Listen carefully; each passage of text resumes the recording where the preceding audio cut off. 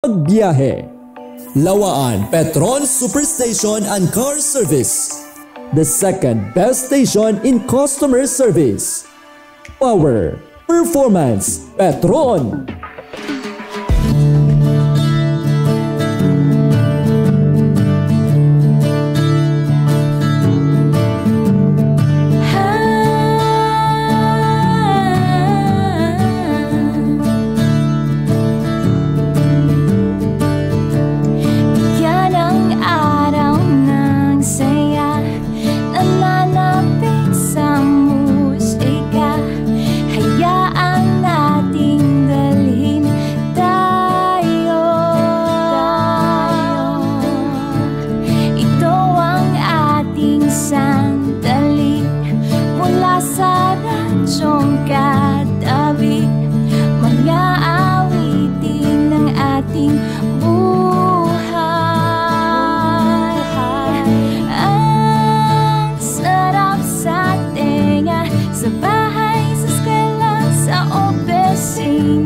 The best itong kabarkada, Spirit FM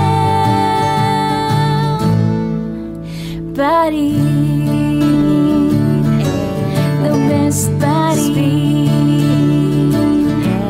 the best buddy, the best buddy.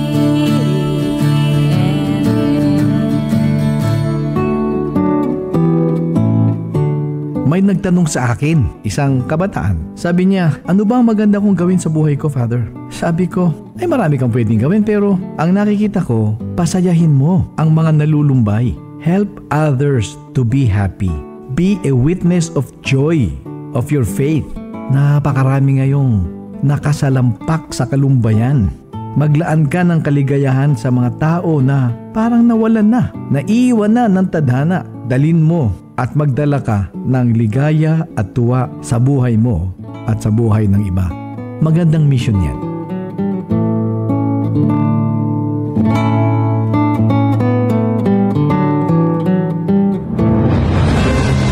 Matuod nga balita, hambad nga serbisyo sa tagsa-tagsa, komentaryo na wala nga pangontra.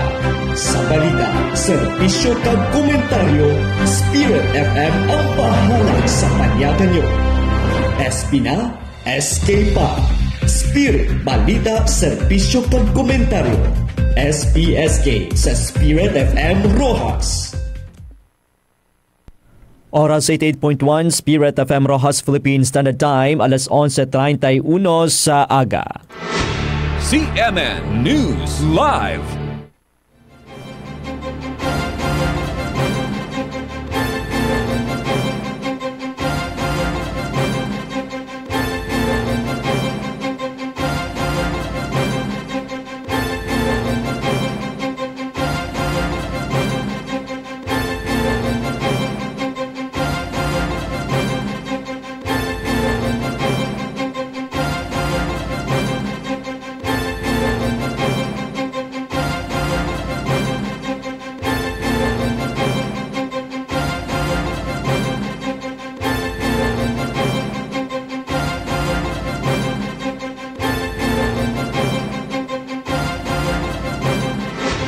CMN News Live.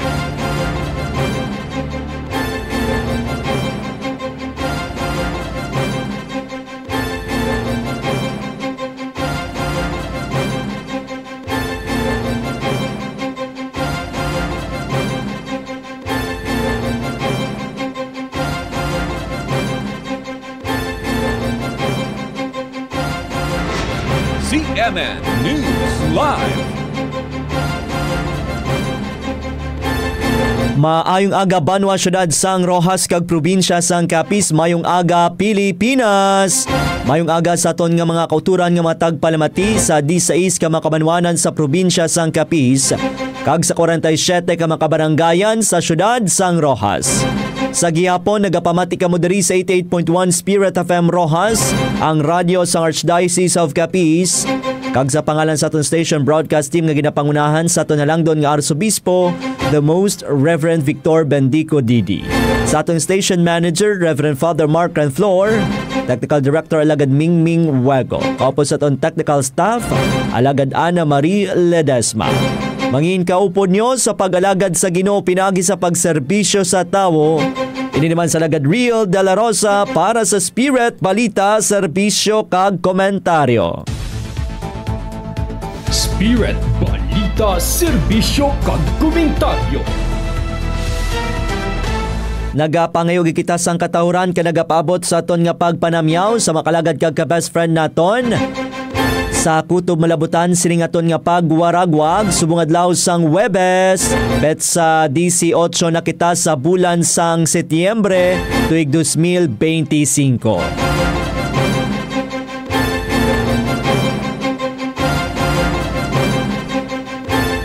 Mayong agagid sa makalagad kag best friend naton, ilabi na sa 71 ka mga parokya kag mission stations diri sa Archdiocese of Capiz. At the same time sa makalagad naton dira sa may Tudor Arsanas Trade Center, sa may Burgos Talipapa, sa tanan nga merkado publiko kag mga talipapa diri sa syudad sang Rojas kag bugos nga probinsya sang Capiz. Mayong agaman sa mga kalagad naton, ilabi na sa mga kaiping naton nga kaprobinsyanan, ang probinsya kang Antique, probinsya Itaklan, probinsya sang Negros Occidental, probinsya sang Iloilo, as far as probinsya sang Masbate kag probinsya sang Romblon. Ginapaabot naman naton nga pagpanamyaw sa makalagad kag best friend naton nga yara sila tag sa mga puluyan, opisina, koneskwelahan, samtang tinagabakas-bakas, nagabaka-baka panarabaho. Hasta nga matapos ang mga likoton subong adlaw para buwas ti may chance nga makapatulutawhay. Sa managapanyaga na da subong ti happy lunchtime sa inyo. Labi na ding ara sa may kay Uncle Michael, kay Ante Karen, kay Noy Turo-Turo. Kamay pa mabusugi ka mo da makalagad sa inyong mga panyaga. Sa mga preparar pa lang sa ila palanyagahon, inamian yung giluto da mga kalagad para mangin manami man ang mood sa makatilaw sina. Mayong agaman sa makalagad naton nga mga drivers, mga konduktor ka mga pasahero, samtang nagapanakayon ako nagabiyahe subong adlaw ti halong gid. Mag-aman sang pagpangamuyo agud mangin safe and sound ang aton nga pagpanglakaton subong adlaw sang Huwebes. At the same time, halong gid, no? Doble halong hangay, di mangin haras-haras sa pagpadalagan sa mga salakyan. Kag of course, di panumdumon tagid sa masami, ang aton pamilya nagaulat sa aton nga pagpauli. Halong ka mo makalagad, di man ka mo nagabiyahe, subong sa makarsadahon, kalalauran o kon kahawaan. Doble halong, no? Kag panumdumon taman ang mga makaupod naton, makasumalang naton sa mga dalanon, nga may mga tagsamang kita, no? Nga pamilya nga nagahulat sa aton nga pagpauli. Ano man ang mga ginaubra nyo da mga kalagad kag best friend, kami anay bahala sa mga balita kag impormasyon na dapat ninyo may baluan subong adlaw sang Huwebes. Kag karon sa aton nga mga pangulong dinalaan, headlines. Sa mga balita lokal, harvest strategy ginlunsar sa banwa sang Panay. Samtang Mayor Besan nagapangita sang sabat sa atrasado nga flood control project sa Panay.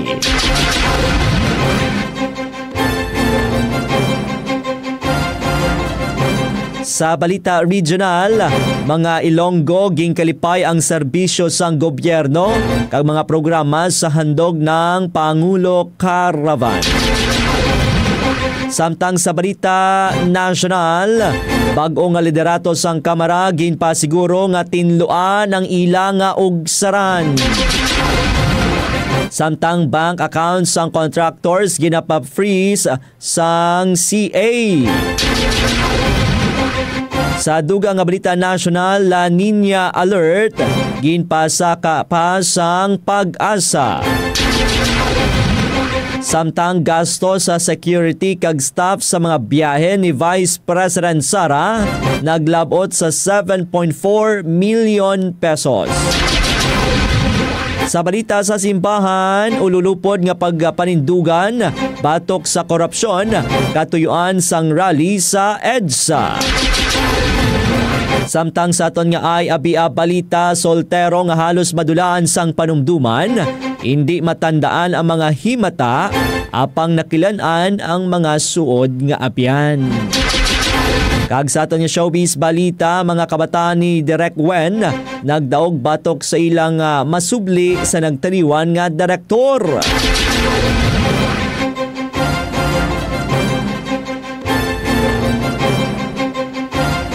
Oras naton sa 88.1 Spirit FM Rojas Philippine Standard Time, alas 11:38 diri sa aton nga pagpangalagad.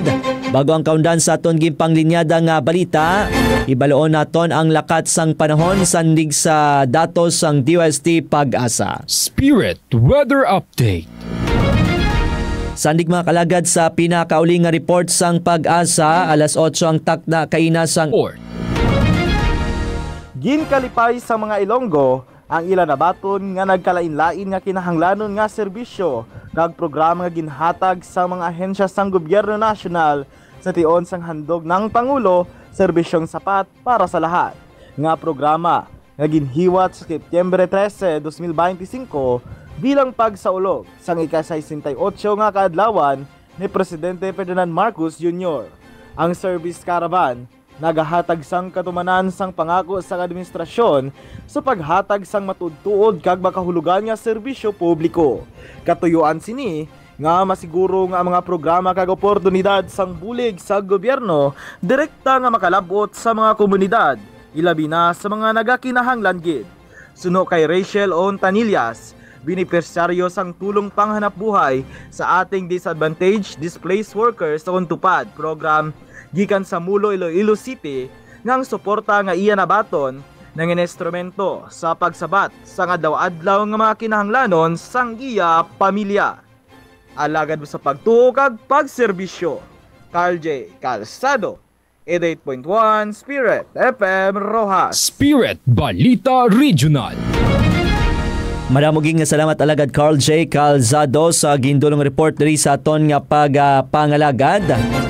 Kadamo sang ginbidang ginahatag, gintanyag sa sining handog ng Pangulo Caravan di lamang sa Iloilo, diri sa aton sa Capiz, nagpatigayon man kag iban pa nga mga probinsya sa bugos nga Pilipinas bilang ti ginaangot sa pagsaulog sang kaadlawan sang presidente sang Setyembre 13, 2025. Ang mga ahensya no masighatag sang mga ayuda sa mga programa kon proyekto kag mo man ni no nagtanyag sa mga job fair at naghatag sang mga kinanglanon sa mga pumuluyo. Lakip na diri ang Department of Agriculture, Department of Labor Employment, Technical Education Skills Development Authority kon TESDA, Department of Environment Natural Resources o kon DNR, Department of Trade and Industry kon DTI, Department of Health, kag ang Department o kon ang National Food Authority kon NFA. Ang DOLE, no? For example na lang, naghatag o kung nagpatigayon sa Emergency Employment Program payout, partikular sa mga benepisyaryo sang tupad na may kabuusan nga 895,160 pesos sa Iloilo pa lang ini mga kalagad, no? Magluwas dito ang Department of Education, nag-turnover man sang ilang pambansang paglulunsad sa Academic Recovery and Accessible Learning kon aral programa. Kag ang DNR naghatag sa mga fruit-bearing seedlings, samtang DOH nagtanyag sang libre nga medical consultation kag mga bulong. So damo sa mga nakabenepisyo kag gipasalamatan nila ini, no? Kag nagahandom nga kuntani birthday adlaw-adlaw sang presidente para makalabot sa ila ang bulig nga ginakinahanglan. Maayo nga tikang no sa aton nga gobyerno nasyonal kag diri naton mapamatud-an nga kadamo gali sa mga programa kag proyekto kag pondo ang gobyerno no nga kinahanglan ma-access ang aton nga mga pumuluyo. Madamo man sang nagapamangkot sini karon tingaman kinahanglan ko no sa pagbakal sang 20 pesos nga kilos sang bugas kinahanglan pagid sang ID. Okay mo na ganing hambal tama kalagad, no? ini programa sang gobyerno kag ang pondo nga gigamit diri para mapabuhin ang presyo kon balor sang bugas tigikan man sa gobyerno kon sa akaban sang pungsod. That is why nga para report sa insakto nga nakabenepisyo gid man ang mga ordinaryo nga pumuluyo o kon ang mga sektor nga dapat mabuligan kinanglan magpasa sang ID, no? So agud masiguro suno diri sa patakaran, no, sa sini nga programa masiguro ang matud nga benepisyaryo yang makabenepisyo gid, no, kay tungod subsidize ini sang gobyerno mo na gani ang balta, no. Kung imo gid man sing panumduman sang maayo, wala gyapon, no, ang 20 pesos kada kilo sang bugas. Kay nga man nagaamot ang gobyerno, actually dako nga kwarta din sa gobyerno para lang gid mahambal nga may 20 pesos nga kada kilo nga bugas, di ba la? Although sa piyak gabahin di dako man nga bulig sa aton nga mga kauturan, no, nga nagalabing nagakinahanglan maka mo matagaan sila sang nya pulo ka kilo sang bugas worth 20 pesos per kilo gid lamang. Hindi mo pa nakwaon, no? Di ba la? Labi na sa kultura naton nga wala sang permanente nga trabaho, no? Konti ara lamang sa minimum ang ilang nga kita. Sita ko nga bulig. Mas maayo man nga ang kwarta sang gobyerno makadto sa tawo, no? Makadto sa pumuluyo. Pero amo na ganing hambal ta maklagad, no? Hasta sano ini, no? Kay manti dako nga kwarta o dako nga pondo ang kinanglanon sini. Kagkabay pa, no, ang ginaluman naton sa pagpungko sa mga panibagong nga liderato sa Senado, sa Kamara, mabuligan ang sektor sang agrikultura. Nagapati kita, no, kung maayo lang ipahamtang da, wala sang bahid sang korupsyon, mas mangin maayo ang mga programa sa agrikultura na mabuligan naton manguma kag hindi ni maano, no, hindi imposible nga maabot gid sa punto nga magnubo ang presyo sa mga balaklon ilabi na sang bugas mga kalagad. Pangamuyuan naton nga mangin maayo ang dalagan, no, sang lideres naton sa paghatag importansya sa patag sang agrikultura, pagpanguma, pangisdaan kag iban pa nga makabuligid sa tanan-tanan. Samtang lito kita banwa sa mga balita nasyonal, bago nga liderato sang Kamara, gimpasiguro nga tinluan ang ilang nga ugsaran. Para sa detalye sa nga balita, yara sa line number 3, si Alagad Ronaldin de Guzman. SBSK Report. Sa boto nga 253 nga pabor, wala sang nagpamatok, 28 nga nag-abstain, kag 4 nga wala nagboto. Gilayon nga nagpanumpa si Isabela 6 District Representative Faustino Boje D. III bilang bago nga House Speaker sang 20th Congress kahapon nga adlaw Setyembre 17, 2025. Ini matapos nga nagbiya sa pwesto si late Representative Martin Romualdez bilang Speaker sang Kamara de Representantes kahapon nga suno diri ang iya nga pagpanaog sa pwesto agud nga mapalayo ang kapulungan gikan sa mga pagpasibangod sang korupsyon nga ginahaboy batok sa iya. Kaangot sini ginpasiguro sang bago nga pinuno sang Kamara nga pagatinluan sini ang ilang nga ugsaran kag pagatadlungon ang sala nga kalakaran sa Kongreso. Alagad mo sa pagtuo kag pagserbisyo, Ronaldin de Guzman para sa 88.1 Spirit FM Rojas. Spirit Balita National. Madamoging nga salamat Alagad Ronaldin de Guzman sa gindulong reporter sa aton nga pangalagad. Ipanibag-o naman nga liderato mga kalagad. Iti sa mensahe sang kongresista, nagpangayo ini sang pasaylo sa ilang nga kakulangan kahugot nga naghinyo nga tagan sila sang tsansa. Gipasiguro man sang mamalidang nga hindi sini pagpabayaan nga gamiton sang sinuman nga miyembro sang 20th Congress ang Kongreso para sa iyang personal nga interes. Sa matandaan, bago pa man nagbiya sa pwesto, nakigsapol na si Romualdez sa iya nga pakaisa nga si Presidente Ferdinand Marcos Jr. sang Martes. Upod sini si House Majority Leader kag Ilocos Norte Representative Sandro Marcos nga bata man sang presidente. Karon amo ni ang pagbag-o no nga nagtuhaw sa Kamara kahapon. Although tigin pahayag na ni Representative Kiko Barsaga na mag-abaylogin man ang liderato, no? Pag naglao man siya kung tani nga siya ang igaduso, galing ti daw wala gid eh. Tinag-ingaw na lang siya to sa kilid, meow meow meow meow. Pero subong mga kalagad, no? Ang bag-o nga Speaker of the House, si Congressman Faustino Boji D. III nga representante gikan sa Isabela 6 District. Ila sa mga detalye no tuhoy sa natabo kapon. Amo ni no matapos ang huring-huring tapos sa mga hinala kaupod ang presidente suno kay Romualdez nga tion naman no nga magbiya siya sa pwesto agudatagan sa kaygunan nga matinluan ang Kongreso bangod sa mga ginapasuni mga ligasyon sa korupsyon batok sa iya. Kon ato basihan naman no mangginasulong kag ginasuportahan ni Congressman Boji D pila sining ginduso nga bills no ako nahagna kag resolusyon sa 20th Congress nakaduso ini siya sang 25 ka mga bills kag resolusyon. Higit diri ang isa ka resolusyon para sa investigasyon sa pagkarumpag sang Kabagan Santa Maria Bridge sa Isabela sang Pebrero 2025.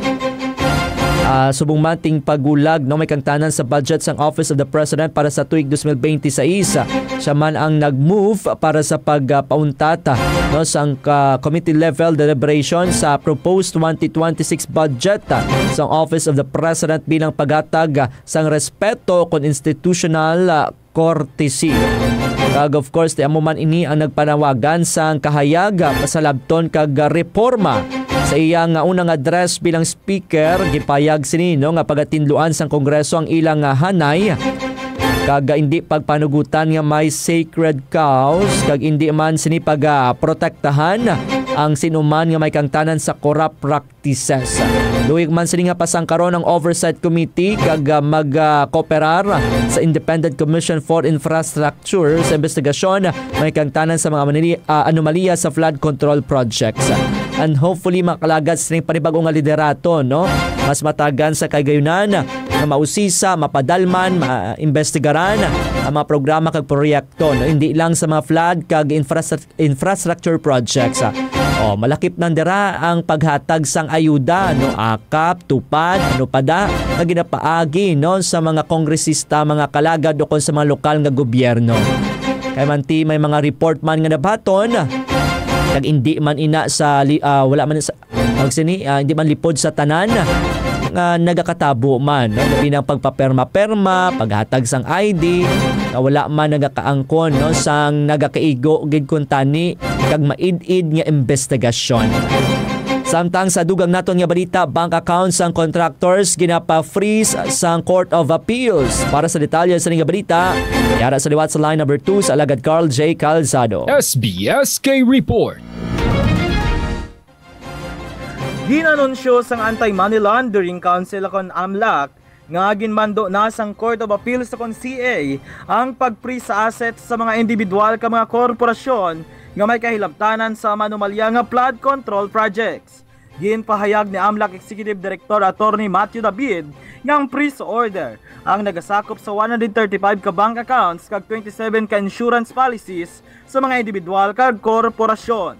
Ginaprobahan ni sang CA kahapon kasunod sa hinyo sang Department of Public Works and Highways sa DPWH sa Setyembre 12. Wala naman gintubo ni David ang estimated value sa mga bank accounts apan.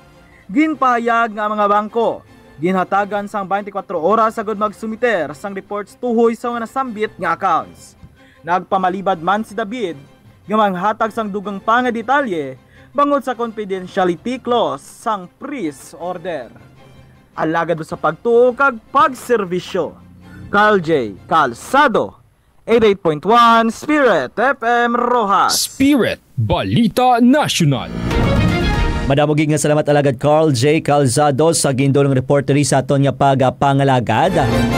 Una nang ginhinyo sang DPWH sa AMLAC nga isyuhan sang freeze order ang kapin sa 26 ka individual nga ipasakaan nila sang kaso sa nga graph sa Office of the Ombudsman. Nakip na diri sang DPWH OIC Assistant Regional Director Henry Alcantara, anay DPWH Officer in Charge District Engineer Bryce Erickson Hernandez, anay OIC Assistant District Engineer JP Mendoza, Construction Section Chief John Michael Ramos kag Ernesto Galang sang Planning and Design Section. Ginkasuhan man ang pila ka contractors kasubong nanday Maria Roma Angeline Rimando, si Zara Sara Rowena Discaya, Pacifico Curly Discaya II sang St. Timothy Construction Corporation, Mark Alan Arevalos sang Wawaw Builders, Sally Santos sang SYMS Construction Trading kag Robert Imperio sang IM Construction Corporation. Samtang sa dugang naton nga balita national, La Nina Alert, ginpasaka pa sang pag-asa. Para sa detalye sa nga balita, yara sa line number 3 sa alagad Ronaldin de Guzman. SBSK Report. Ginpasaka na sang Philippine Atmospheric, Geophysical and Astronomical Services Administration o kon pag-asa ang La Nina Alert bangod sa posibilidad nga maeksperiensyahan ang pagsaka sang La Nina conditions sa pungsod bago matapos ang tuig. Sa climate monitoring kag analysis sang pag-asa, nag-angkon pa sang paglamig sa sea surface temperatures sa Central kag Eastern Equatorial Pacific. Sandig naman sa climate models kabulig ang expert judgments, mayara na sang 70% nga tsansa nga mag-angkon sang La Nina sa pungsod sa Oktubre subong nga tuig, tubtub sa Disyembre 2025 nga posible magdugay pa sang tubtub Pebrero 2026. Bango diri ang nagapabilin nga pag-asa El Nino Southern Oscillation o ENSO Alert and Warning System ang ginpasaka na sa La Nina Alert. Alagad mo sa pagtuo kag pagserbisyo, Ronaldin de Guzman para sa 88.1 Spirit FM Rojas. Spirit Balita National. Madabugig nga salamat alagad Ronaldin de Guzman sa gindulong report sa aton nga pagpangalaga kung magpadayon nga makabatsyag sang La Nina sa pungsod, mahimo nga mag-angkon sang above average nga kadamuon sang tropical cyclone kag mas mataas nga tsansa nga maka-eksperyensya sang above normal rainfall condition sa dako nga bahin sang pungsod. So amo ning balantayan mga kalagad, no? Grabe na epekto sang gamay lang gani nga ulan, how much more kun ti magdamo pagid, no, above normal rainfall conditions diri sa aton sa Pilipinas. So dapat bantayan, mag-aligmat, no, kag magpangaman kita. Ang La Nina amo ning pagluntad sang mas madamo nga ulan kaysa sa normal nga kondisyon. Kani subong pa lang matamat na da, no? Hindi pag-sketch TP ang flood control da. Dapat sige da nga kawihon, no? Kung kaya pa, kung masarangan pa. Sa dugang naton nga balita national, gastos sa security staff, security kag staff sa mga biyahe ni Vice President Sara naglabot sa 7.4 million pesos. SBSK Report. Ginasiling nga wala sang gasto ang gobyerno sa mga biyahe ni Vice President Sara Duterte sa iban nga pungsod. Umalin Hulyo 2024 tubtob sa karon, naging gastusan sang pondo sang pungsod amo lamang ang iyang mga security kag staff nga naglabot sa 7.473 million pesos. Inigipayag ni Vice President Duterte sa pagtambong sinikapon sa budget hearing sang House Appropriations Committee may kangtanan sa grinyo nga 902 million pesos nga pondo sang Office of Vice President kon OVP para sa 2026. Nag-wave sa iyang parliamentary courtesy si Vice President Duterte kag isahanon nag-indepensahan ang ginaproponer nga pondo. Sa matandaan, ginpaiway ang deliberasyon sang Biyernes matapos wala magtambong ang Vice Presidente kag isa ka Assistant Secretary lamang ang gipadala bilang representante. Sa briefing, nagpamangkot si House Deputy Minority Leader kag ACT Teachers Party List Representative Antonio Tino kag Kabataan Representative Renico may kangtanan sa masaming nga pagbiyay abroad ni Duterte nga nagadapot sunod diri sa 13 ka mga trip humalin sang 2024. Gipamangkot man ng Tino kag ko ang paggamit sa confidential funds sang OVP apang nagpamalibad si Duterte nga sabton ini. Galiw naman nga gitapos ang panel ang hearing sa ginaduso nga pondo sang OVP kag nakatala ang isalang sa deliberasyon sa plenaryo sang Kamara. Spirit Balita National. Samtang sa dugang naton nga balita sa simbahan ululupod nga pagpanindugan batok sa korupsyon katuyuan sang rally sa EDSA. Para sa detalye sa nga balita, yara sa line number 4 sa Alagad Apple Queen Labrador. SBSK Report.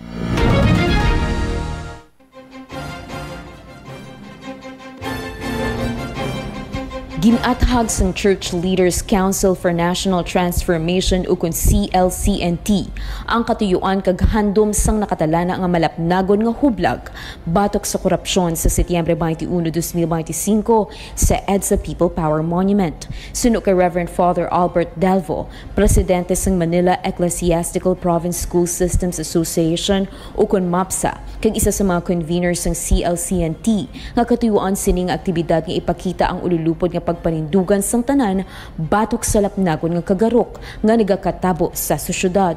Dugang pa sang pari, wala sang halo nga politika ang nakatalanang a protesta nga wala nagatuyo nga rumpagon ang karon nga administrasyon kag wala man nagapanawagan sa pagpapauli sa pungsod ni Anay Presidente Duterte.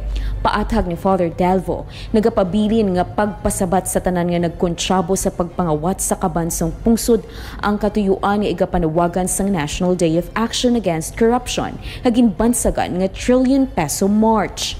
Ginganyat man ang mga luyag nga magtambong sa hublag protesta nga magsuksok sang puti nga bayo agud ipakita ang paghugpong sang tanan para sa katarungan, kamatuoran kag ikaayo sang pungsod.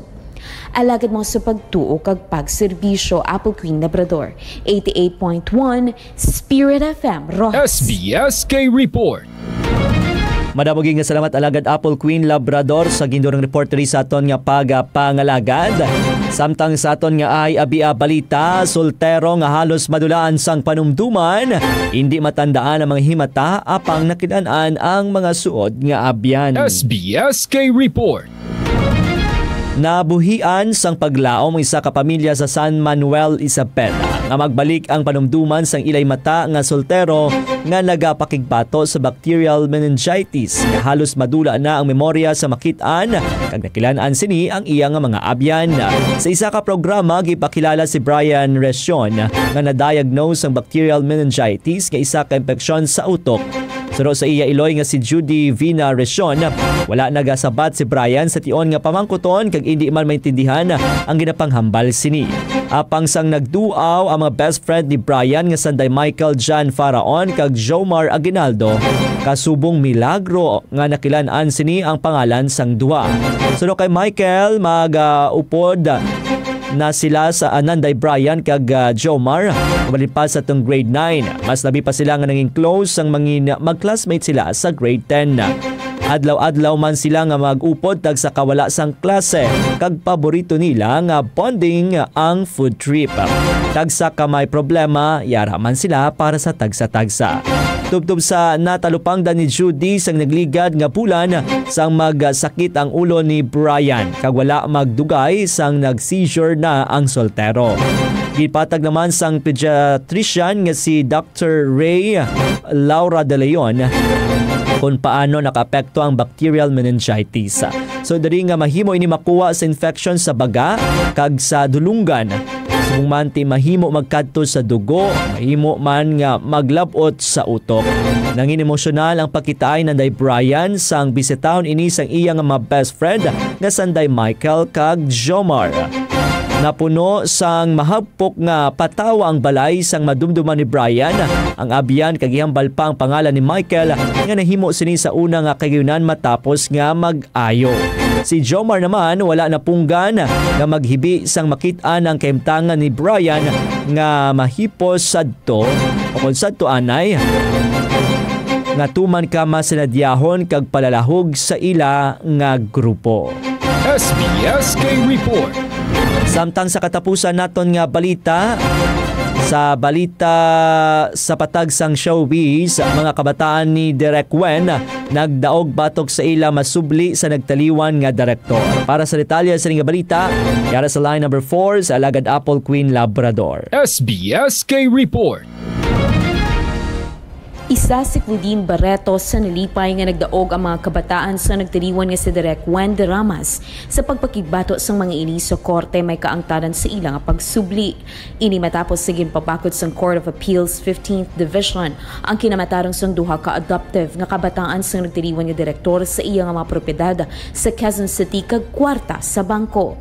Pinaagi sa Quezon City Regional Trial Court, nagpetisyon ng utod kag mga gumangko ni Direk Wen para sa iya nga mga kabataan nga Sandy Gabriel Michael kag Rafaela nga magpa-DNA test sa paglaom nga kayuhon ang ilang nga issue sa pagpanag-iya sa Bahay Toro kag Bahay Balaras sang direktor. Suno kay Claudine nga hindi na kinahanglan pa sang DNA test bangod ginpili mismo ni Direk Wen ang duha bilang taga-subli kag madamo sila ang magapamalabag nga madula sa duha ang ginpangabudlayan kag ginpamalasan sang ilang nga amay. Alagad mo sa pagtuo kag pagserbisyo. Apple Queen Labrador 88.1 Spirit FM Rojas. SBSK Report. Madamo nga salamat alagad Apple Queen Labrador sa gindulong reportery sa aton nga pangalagad. Kagamuyan tupan ang kaundan sa aton nga pagbalita subong adlaw sang Webes pet sa 18 kita sa bulan sang Setyembre tuig 2025. Sa tanan upod sa aton nga pagpangalagad, madamo gid nga salamat kag kita ay kita sa liwat. Ay udto lang dira no kay Ma'am Milagros Araque noon no kag happy lunch time sa imo da ma'am. Kag shout out sa family Araque man nga nagatutok always diri sa Spirit FM Rojas. And of course shout out sa aton mga estudyante dira sa St. Pius X Seminary sa batch sang Cyber Apostles no nga nagasulusoy pang may time. Happy lunch time sa inyo dira. Kag of course di ginapaabot agad aton nga pagpanamyaw sang manipayon nga pagsaulog sang ilang sacerdotal ordination anniversaries. Ang aton nga mga kaparian diri sa Archdiocese of Capiz. Happy anniversary gid no kay Father Jesus Neil Peter Advincula, kay Father Petbong, happy anniversary padre. Subong man sa kay Reverend Father Danilo Fernandez, happy anniversary padre. And at the same time, happy anniversary man kay Father Pabi Romel Estreliano na nagasaulog sa iyang anibersaryo sa pagkapari. Happy anniversary man kay Father John Alston Azarcon. At the same time, sa aton nga kalagad, malinsad Totub Subong, no? Father Brian Clinton Jocampo. Happy anniversary gid padre. Kag salamat no sa tanan-tanan nga mga kaparian naton nga nagasulog sa anniversary subong. Salamat sa inyo padayong suporta kag pagpalangga diri sa Spirit FM Rojas. Of course, kabay pa no padayon kamo nga bugayan sa aton mahal nga Dios para sa tugang nga kaukod kag subong man katutom sa mission. By the way, sa makalagad naton ti ang Archdiocese of Capiz nagpagawa sang sulat circular no nga nagganyat sa tanan sa pag-obserbar kag pag-organize no sang pagpangamuyo kag peaceful action para sa batok sa korupsyon. September 20 mayara sang Eucharistic adoration sa tanan nga religious houses kag sa seminaries. Sumuman September 21 may Archdiocesan broadcast reflection diri sa Spirit FM Rojas alas 7 takna sa gabi. May udto lang sa makalagad kag best friend naton dira sa may Honey Carinderia sa nagakaon nagapanyaga da subong happy lunch time sa inyo. Sa mula pa kadto lang kamo da sa Honey Carinderia diri sa Lawaan, Rojas City. Kung seafood naman ang pangitaan nyo, kadto lang kamo sa Reese's Grill and Resto kung sa Nanam. Ang Nanam ara sa People's Park, ang Reese's Grill and Resto ara malapit sa may San Antonio. Tilawi kag pamatudi ang manamit nga luto ni Chef Joel Patugalan. Kung dessert naman ang pangitaan nyo, kadto lang kamo sa Jack's Coffee, luyo lamang na sang Reese's Grill and Resto. Kung sa Bread Basket, may mga branches diri sa Rojas City, isa diri sa sa hotel sa Pueblo de Panay, isa man sa dako nga mall diri sa Arnaldo Boulevard. May udto man sa makalagad naton dira sa Bath and Body Car Wash. Kung nagpangitaw patinluan sa mga salakyan kadto lang sa Bath and Body Car Wash sa unhan sang Barikatulay. Kung gasolina, diesel, crudo, kung change oil sa mga salakyan nyo, diri na kamo sa Lawaan Petron Superstation and Car Service owned and managed by Sir Matty, Ma'am Christine and Xavier Viterbo. Andagit sila magbulig sa iyo kanang lanon sa inyong salakyan. Diri lamang na sa Crossing Seminary, Bargalawaan, Rojas City. Kag sa makalagad naton nga pangitadya sang dekalidad nga balay kag duta, makigangot lamang sa JP Orleans Realty Development Corporation. Andagit sila magbulig sa inyo agud matuman yung handom nga isa ka maayo pulido kag dekalidad nga balay. Nga makasigurado ka nga makapuyo ang imong bugos nga pamilya nga malinong kag matawhay. JP Orleans Realty Development Corporation.